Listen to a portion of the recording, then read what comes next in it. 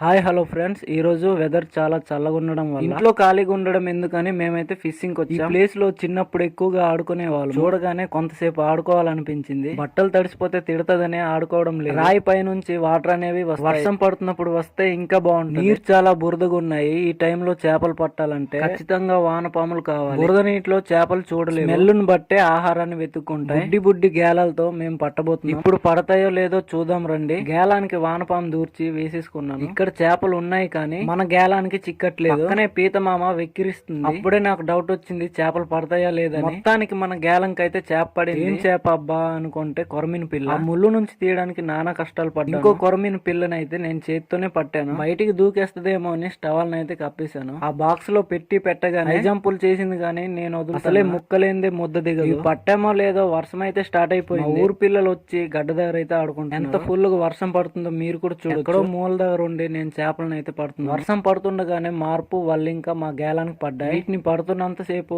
వర్షం అయితే తగ్గలేదు. ఫుల్లుగా గడ్డ రావడం వల్ల చేపలేమీ పడడం. మేము వెళ్తున్న దారిలో ఈ పాకలు అయితే కనిపించాయి. చిన్నప్పుడు ఎప్పుడో గడ్డి పాకల్ని చూసాను. ఇదే ఫస్ట్ టైం చూడడం. కర్రల కోసం పక్కనే ఒక పాకను అయితే తయారు చేసుకున్నాం. వర్షానికి కర్రలు తడకూడదని బాగా ప్లానింగ్ చేశారు. ఓకే, ఈ వీడియో ఎలా అనిపించిందో కామెంట్ అయితే చేయండి. వీడియోస్ చూస్తున్నారు కానీ ఎవరు సబ్స్క్రైబ్ చేసుకోవట్లేదు. Please subscribe. Thank you. Bye.